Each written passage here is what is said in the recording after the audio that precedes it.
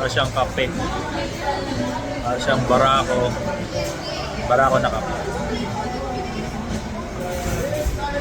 Medyo light na barako.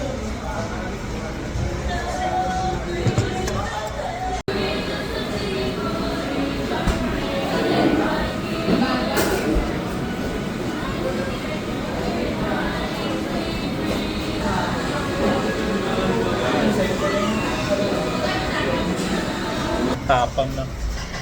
Madami agad. Tikman natin, no?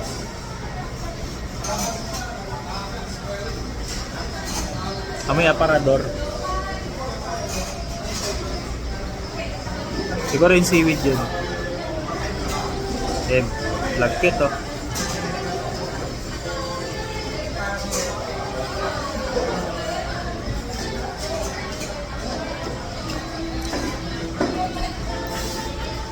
Lasang buro. Buro na beans. Tapos hindi kasing alat ng buro natin. Konting alat lang pero maalat pa rin siya. Siguro dahil yung dito sa seaweed. Maalat yung seaweed. Tikman natin yung yung beans. Sobrang lagkit.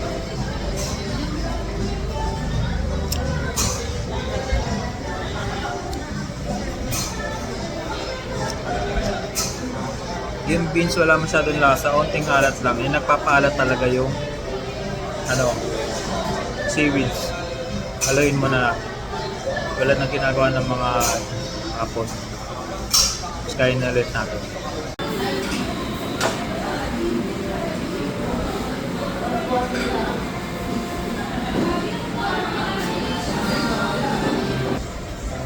Okay. Tignan ulit natin.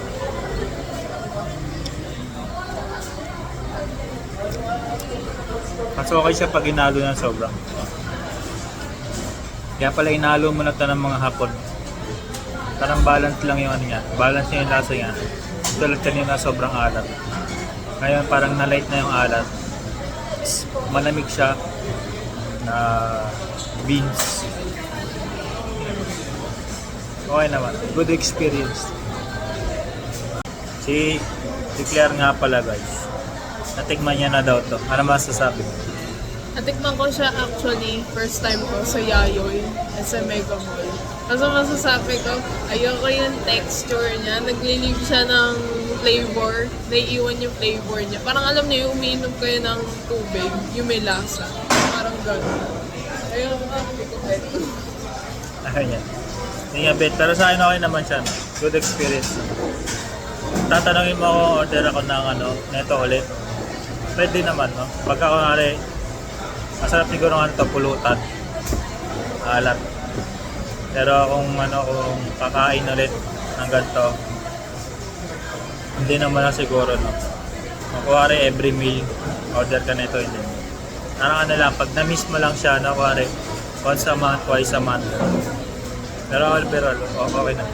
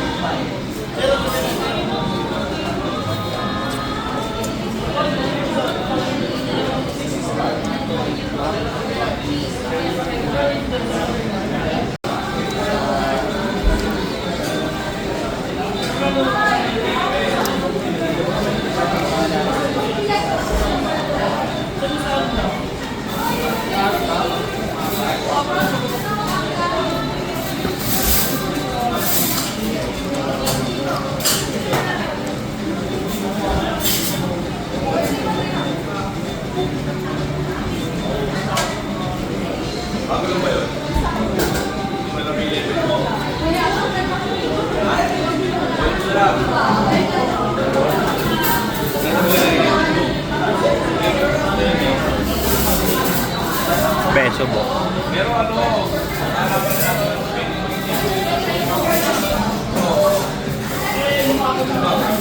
Sarap.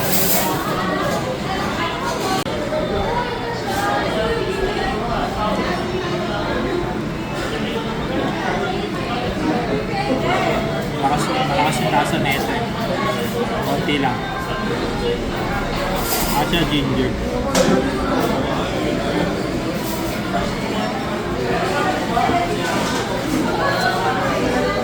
size lang ng pallet. At kung gusto niyo matry yung experience guys, no, legit Japanese food experience, no, para kang salaryman. Dito lang yan sa Manmaru guys, no. Search nyo lang sa maps or sa Waze, Manmaru Japanese Restaurant, no. Maraming branch yan guys. Maraming salamat sa panonood. Hanggang sa muling adventure. Paalam!